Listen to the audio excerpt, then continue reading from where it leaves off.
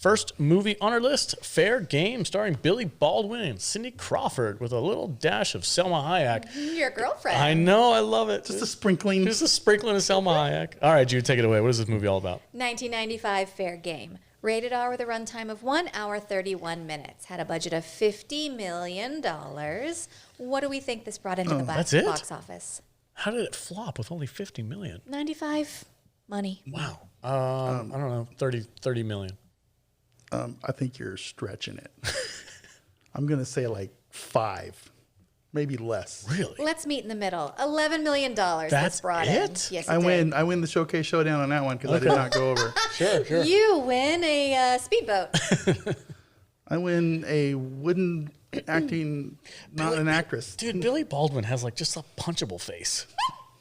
Doesn't he? Every Baldwin has a punchable face. Would you like to know what it's about? I would love to know. Go ahead. The Midrange Baldwin is a tough cop with an even tougher job, protecting super lawyer Cindy Crawford from ex-KGB assassins. After she discovers a hidden asset, the Tortuga, not knowing the clunky freighter boat is all decked out with secret evil spy equipment inside, this discovery gets her marked for death. She's fair game to any and all assassins, and there's only one cop who's Baldwin enough to take on Mother Russia for her. When her apartment gets blown up, he rescues her and puts her in protective custody. But when the safe house gets shot up, he realizes he can't trust anyone to keep them safe. They gotta keep moving to stay alive, so that means banging on a train, because this homicide slows down for no one. Unfortunately, the killers don't abide by the "if the trains are rockin' credo, and if Detective Baldwin didn't have enough reason to take down the baddies, a set of unfinished balls are all the ammo he needs to rid Miami of the pesky killers who seem to be everywhere. Jesus Christ. Discuss. This fucking movie, dude. I swear to God. Okay, listen. I'm just going to go ahead and say this now in advance of all 3 movies. Go ahead. All 3 of these movies today, my score is 1.5 stars. Okay. And it's half star for titties. Okay? That's the only reason. T-I-D-D-Y. That's the only reason they're getting half stars and they're not 1-star crap fest. All 3 of these movies. Okay. They're garbage. Awful, terrible movies. I thought this one was actually funny. This was hilarious. What I'm worried... This is me acting like Cindy Crawford. I'm a really good actress because I can read the script while I'm looking at it. It's awful. She's terrible. First of all, and she's got the lesser I'm Baldwin. very smart and a lawyer. I just happen to be this good looking detective. Oh, man. Brutal. Rough. Yeah. Rough. I'm really worried that Kadish is going to love this movie. Oh, he probably will. Do you It's the greatest thing ever. Do you love this movie? I've seen it in the theater. I knew it. It's so ironically good. There's a character in his book named Kirkpatrick, and I was God. watching this movie, and I was like, no.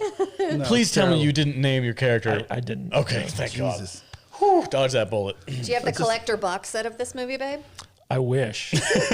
I wish this movie had a collector box set to it. You know, It's got my collector box set. Oh, my God. So it's hard to say what's bad about this movie because it's almost everything. Let's just go straight to it and go straight to the sex scene. It's the worst sex scene ever filmed. No. It's the worst. She is such a dead fucking lay for a hot chick. It is unbelievable. She just lays there. We see lesser Baldwin's ass more than we see her Excuse titties. you, he is the mid-range Baldwin. It's unbelievable. It's like Cindy Crawford, hottest woman ever to exist Oh my on God! the planet How much Earth. more do you need her to move? She's on And a moving train. Thank you.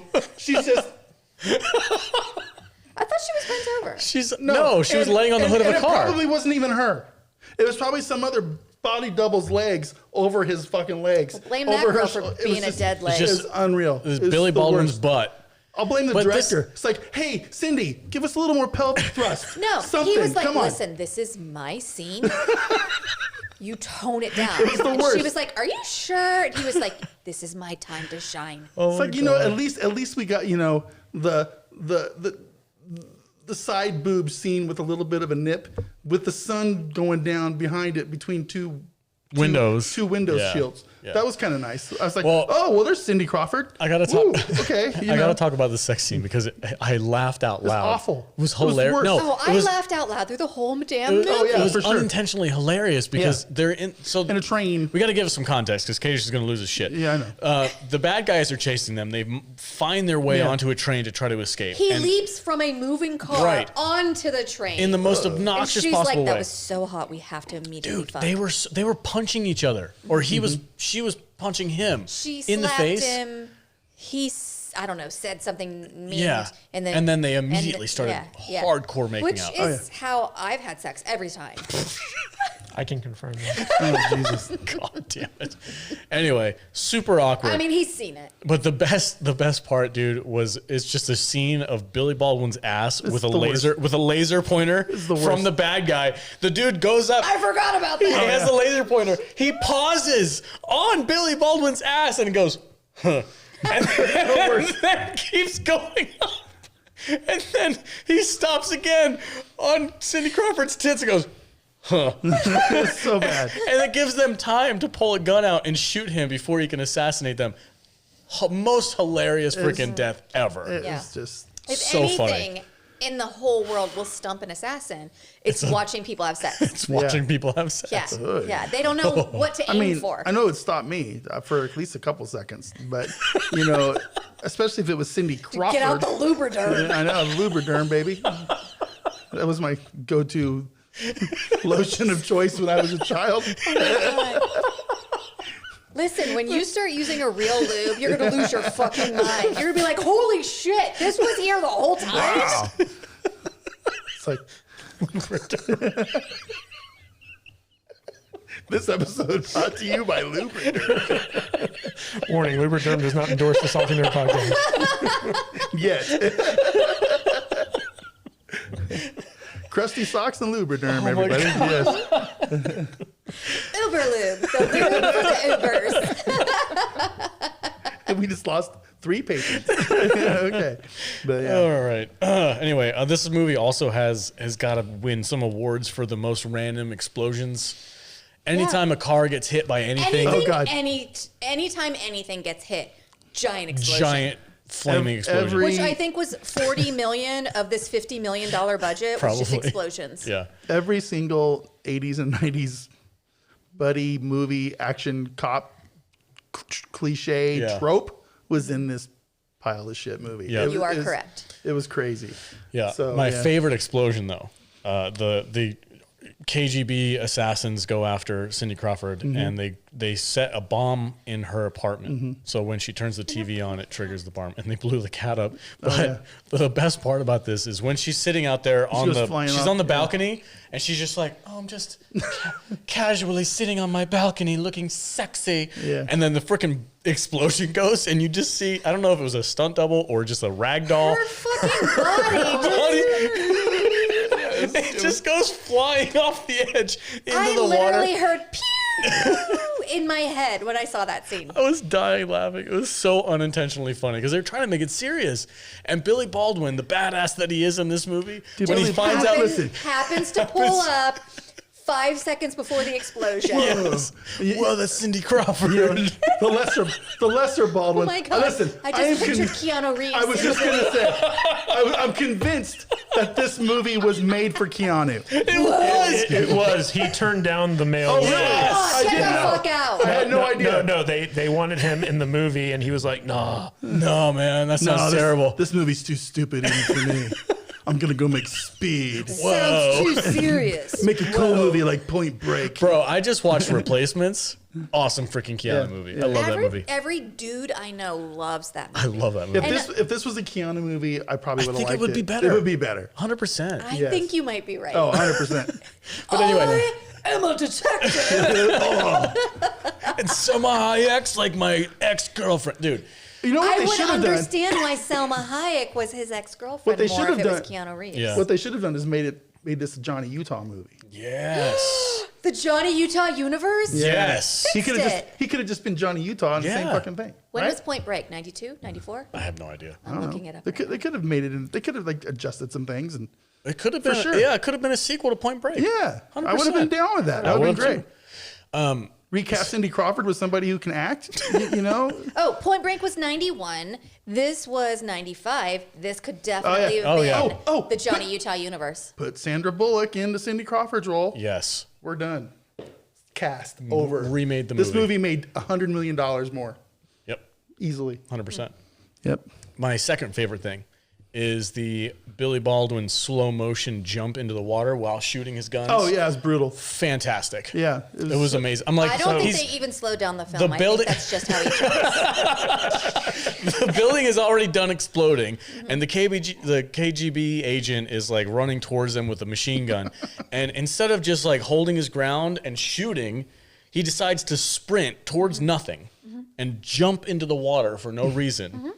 I'm kind of pissed off now. It was incredible. This should have been a Keanu movie. I think he was putting the cat out of its misery because it was on fire. So you got to remember that around this time, the big thing that was kind of going through Hollywood was John Woo action.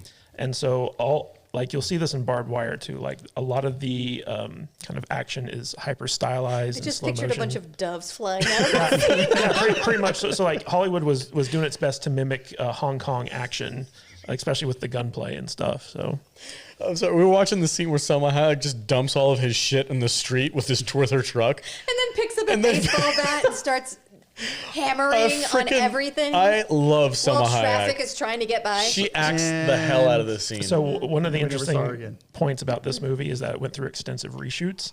And originally the ex was a different actress and she couldn't come back for the reshoots. And so they got Salma Hayek to come in. And Salma, I think she was kind of like on the rise in her career. And she was like, I'll do it if I'm allowed to rewrite the scenes myself. And so like every scene that she's in, which is only 2 scenes, like all of her dialogue and everything she does was entirely scripted by her. Nice. So she gets a writing credit? No. That's not how Hollywood works. She's a woman. Can't let her get a writing credit. Well, I remember seeing her in an interview one time where she had said that she was like on the phone with her mother talking about like, oh, I got a role in something, and her it was the movie that she did with Will Smith, and it's like kind of steampunk. I forget, Wild Wild West. Yeah. So she was talking about like, oh, I got a role in this movie, and it's called Wild Wild West, and I'm doing it with Will Smith. And her mom said, I just hope it's a movie that you're wearing clothes in, because up until this point, everything that she had been cast in, she was basically naked in everything. So I feel like she finally got her wish to be in a role that she was wearing clothes in. So a fun fact about this movie is that it's based off the Paula Gosling novel A Running Duck, which was later renamed to Fair Game. But this is the novel that the Sylvester Stallone movie Cobra was based on. And originally Sylvester Stallone was supposed to star in this movie, and then he backed out. And I think that like when he backed out, he also had the rights to his version of the movie. So like it was a weird thing, but this movie was created by Joel Silver, who's like a Hollywood super producer. He was the producer behind Lethal Weapon, Die Hard, Aliens, The Matrix, so a big, well-known producer. And he had been after Cindy Crawford to be in the movie for like years. Every time he'd see her at a party, he's like, Cindy, I'm going to make you a star. Just like come to my movie. And she'd always turn him down because she's like, Joel, I can't act. I'm not an actress. It's like, Joel, I'm already a star. And I make billions of dollars. And so like he just kept offering her more and more money until it got to the point where she's like, like I'd be stupid if I turned this down because they're willing to pay me so much money. And this was her first and only starring role. Really? This is her only movie she's ever been in? Yep. Well, she's been in other stuff, but this is her only starring role. Oh, okay. You know what's crazy about her? You know what's crazy about Cindy Crawford? What's that? She's looks exactly the same now, 30 years later. Yeah? Yeah. Beautiful. Nice. Yeah. Beautiful lady. Yeah, this movie was released the same year that she got divorced. From Richard Gere? Yeah. Yeah. She was married to Richard Gere? Yeah, she was. She wasn't into gerbils, so they got divorced. So Jesus Christ. So speaking of Cobra, when you compare this movie to Cobra, like Marion Cobretti versus Max Kirkpatrick. Yeah, I don't get it. Come on. I don't see Cobra anywhere in this thing. No. So the director of this movie, Andrew Sipes, this was the first and only film he's ever directed.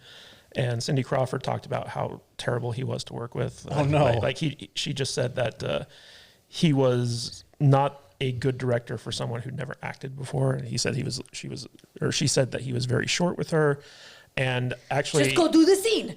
Actually, it was reported that Stephen S. D'Souza, who was the screenwriter behind Commando, The Running Man, Die Hard, and the director of Street Fighter, he was secretly brought in to kind of like do some script rewrites and also like redirect some of the reshoots.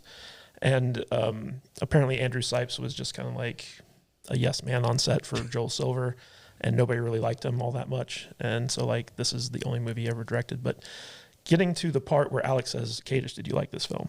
Yeah. So you got to understand that when this movie came out, Cindy Crawford was like the hottest woman on the planet. Like she's still very attractive, but she was like every teenage boy's fantasy, and that was like me in 1995. Cindy Crawford was everywhere. Yeah. And I didn't see this in the theater, but I did go and watch it numerous times on HBO when it came out, and I was just like, in a dark room with your favorite socks. See with Lubriderm, yes, you get to see Cindy Crawford's boobs in this movie, and that was reason alone to watch it like 50 billion times in the 90s. So I actually really enjoy this movie. It's a guilty pleasure.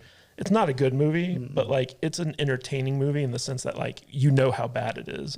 I think when we were watching the scene with Cindy Crawford and Dan Hedaya, where like the two lawyers are kind of going back and forth, and Dan Hedaya, he's kind of an overactor, but he's like a solid actor. And him against her and her like wooden line reading and stuff like that, there's just no. It's such a stark contrast that you can just tell how bad of an actress she is. Like she does sound like she's reading lines off of cue cards. For sure. You're right. I'm not going to waste our time dragging us into family court. Yeah, so Which like, I think is what gives it, 15, 20 years later, its charm. Yeah. I mean, it's... I'd get no charm It's out so of bad, this. it's good. When it came out, it was supposed to be this big blockbuster action film. But now, in the year 2022, it's a comedy. And I think it lands as a comedy. It's so hilariously bad. my favorite part of this movie was the KGB guy. Dude, and I don't even know why, but he kind of amused me a little bit. He was so hard for like violence. Yeah. And how he'd switch his accents off and on. My favorite- He's talking to people on the I phone and thought everything. he had an accent. At No, one he. point. Oh yeah, he absolutely does. Okay. My But favorite go ahead, bad guy is the dude who only has sideburns. That was fantastic. About The hacker guy. He has a pair of glasses and he has these big bushy sideburns and a shaved head and no beard.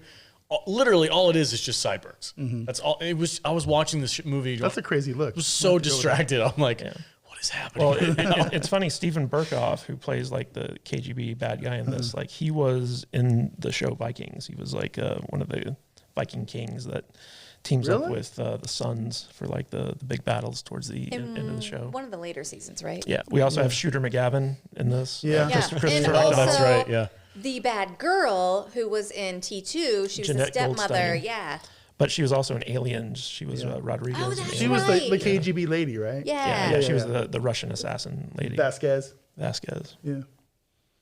The chick from Aliens is that chick? Yep. That's her. Get out of here. Yeah, she I put will on, not. she's put like, on a little weight.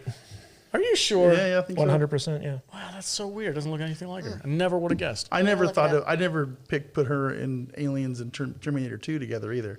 Although I will Oh, say, yeah, she was Private Vasquez in Aliens. Yeah. I will say her fight with the middle Baldwin, Mid-range Baldwin. mid-range Baldwin, Baldwin the Lesser. like he went full like ham on her, like he was punching her in the face, like just no holding back, hitting a woman. It was pretty impressive. Yeah, I thought for sure that they were gonna go a different way with that one. But Whatever happened to Baldwin the Lesser? Is he still around? What's he doing? Billy yeah, Baldwin? yeah, he's still doing around. like TV He's shows and the shit. mid-range.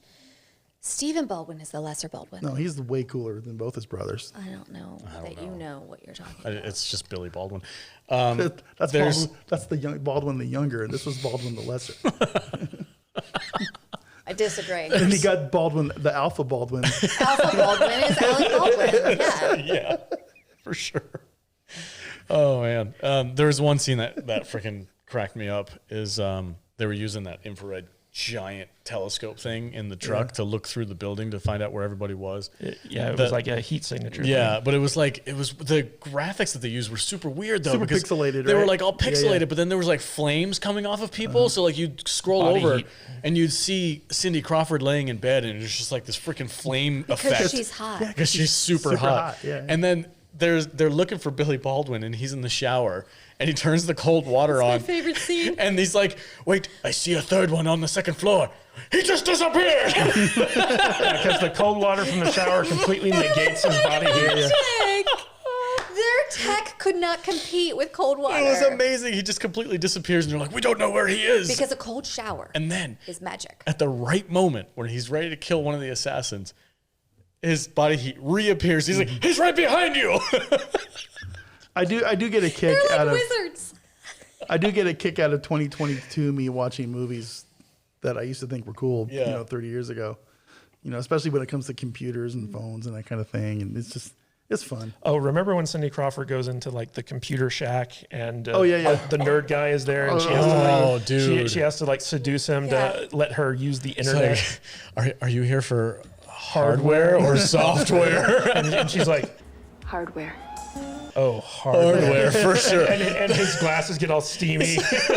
He's sitting there. He's like, "I'm just here playing with my joystick." Yeah. It was like a freaking straight Austin Powers moment. She couldn't even read those lines right. No, it was just terrible. I'm here for the hardest wear if you can handle it. Yeah, so goofy. All right. Do you want to talk about the tech? Which tech? What do you mean? I mean, it was just goofy. They were like, "Yeah, we'll use Cindy Crawford's credit card to track in a them? safe house to order pizza. Yeah. No one will know." Yeah. Well, this was the 90s. It was before people knew they could do that. They can probably do that kind of stuff. Now. I think so. Yeah. I don't know. It was all on dial-up though, so it took a long time. These idiot Americans, I'm triangulating their. The plot of this movie is the bad guys had to take this ship into the middle of the ocean in order to hack into like the internet lines of like Somehow. banks in order to like use routing numbers in order to steal a bunch of money. And it was just like, like you could have just let Cindy Crawford live, and then like when you bring the boat back in, let her do her You could have lawyer just thing. brought a different boat. Yeah. You could have. So, like, the moral of the story is, like, she's a lawyer. She found this piece of evidence that somebody needed to turn over she's as a part divorce of, lawyer. part of their settlement. And because she discovered this asset, like, the KGB were like, now we have to kill her. But, like, they could have just turned over a completely different boat, and it would have flown completely under the wire and not been like a bunch of murder and explosions calling attention to your KGB-ness. I think my favorite line in this movie, they interrupt the pizza delivery guy, and they're like, they pull in front of him. They pull his big black SUVs and pull in front of him, and he stops. He's like, "Hey man, what are you doing? My pizzas are getting cold." And the Russian dude's like, "So are you?" Yeah. And he freaking shoots him dead. and it's young, not Dolph Lundgren. Yeah. Who does it. Yeah. And then when they go and they actually deliver the pizzas, he's like, "Oh man, I should have ordered Domino's. If I was Domino's, you'd still be alive." Just the one-liners, everything about this movie just screams every bad thing about the '90s action film. It's amazing, amazingly bad. It's awful. Awesomely bad. Favorite scene, and give it a final rating. My favorite scene was Cindy Crawford. Which ones, the window tits or the train tits? Window tits. Okay, really window tits? Because train tits were just. That was just absurd. You didn't. It was absurd. It was so absurd. They're literally being chased by a helicopter. Like, wait, It's like, let's bang. It's like, are you ready to get down? Are you down? You DTF? Yep. All right, let's go. There's literally people hovering above them in the helicopter. And they're just like, screw it, let's go. Yeah, this is textbook fuck everything but us. Cindy Crawford's like, oh, I can just lay there like a dead seal if you want to like do stuff to me. It's fine. Yeah. It's awful. Final thoughts, give it a rate. Oh, you said 1.5. Yeah, 1.5. Okay. All right. Jude, Half star for boobs. final thoughts, give it a rating.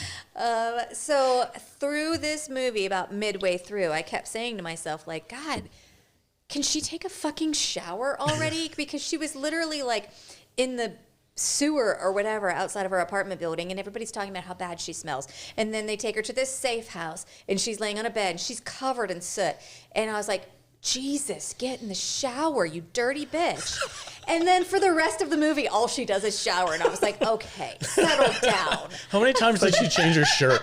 She had like So many. And there was one scene where she's just like hanging out. And he's like, if you want to go change your shirt, now's the time. And I'm like, that was weird. If if you want to give your tits some air. Right? I know ladies like to give their tits air. I'm a sensitive guy. So Make sure you get the underboob. Okay. This was my favorite movie that we watched this week. I thought it was super funny. All right. I know it was unintentionally funny, Yeah. but whatever. It is what it is in the year 2022. I thought it was hilarious. Totally with you. I would watch another Cindy Crawford masterpiece if it's this good. It makes it better that it should have been Keanu Reeves. It needed. Oh, God, yeah. That would have been amazing. Yeah. I want that John Wick dude. Listen, Yes. Keanu Reeves, Sandra Bullock. Uh-huh. Dolph Lundgren. With Bruce Willis as the KGB guy. That would have been great. No, he'll phone it in. He's not actually acting anymore. Well, it's the 90s. In the 90s. Might be all right. No. Now. Oh, now. Oh, they're going to redo it. We're going to redo it now. Oh, okay. With old Keanu? Yeah. Okay. Yeah. All right, cool. Just like an older Johnny Utah? Yeah. Yeah. Yeah, he's got a fucked up knee. Yeah. we need a new Johnny And he's just like, Utah I'm movie. too old for this shit. Yeah. And Selma Hayek still And, looking hot as hell. Shit. Who was Dude, his they can bring partner in Cindy Point back. Break? Like Who was his partner in Point Break? Gary Busey. Gary Busey. Busey. Yeah. He could be Shooter McGavin. They're still partners. Yeah. No, he's like, the guy with the toupee. He's like, get me two. Get me two Get me sandwiches. two, Utah. I want a nice meatball sub. I thought it was great. I loved it. I laughed through the whole thing. And I thought it was really a lot of fun. So I'm giving it 3 stars. Wow. 3 Cindy Crawford tits Okay. out of 5. What is this, Total Recall now? What are you doing? Maybe. Okay, just your final thoughts. Give it a rating. I'm with Jude. I really enjoyed this. Not because it's a good movie, but because it's fun to watch it and make fun of it as you're watching it. Also, Cindy Crawford's boobs. I'm going for the train scene, just so you know. Yeah. Love that scene. Very few movies have come that close to such cinematic quality. Jesus Christ. And I do have quite a bit of nostalgia for this movie because I watched it a lot in the 90s. VHS was real worn thin right there in that train scene. Probably, yeah. Very few movies have come that close. CUM. Oh, God. Lester Baldwin's butt. Mid-range. Yeah. So I got to give it like 2 tiny Cindy Crawford nips out of 5. Okay. All right, cool. For me, ironically, I'm with Jude, 3-star movie. You're insane. Unironically, I'm with Vader. It's a 1-star movie. I had a blast watching it. I watched it twice. It was ludicrous. That train scene is so funny. The assassin literally stopping his laser on Billy Baldwin's left butt cheek. The whole movie could have been the train scene. It was amazing. It was so goofy and hilarious that I just had so much fun watching it. So I would highly suggest people go check this out just for an ironic laugh. Yeah, tons of fun. All right, guys. Next on our list is What did you rate it? it's a That's between a 1 and a 3. So unironic So 3 and an ironic 1 or No, ironic 3. unironic 1.5. you can't have 2 ratings. Pick a number. I can do whatever I want. I'm the host. we're giving it a 2. All right, guys. That's it for this movie. Next up on our list is the classic Showgirls. Stay tuned.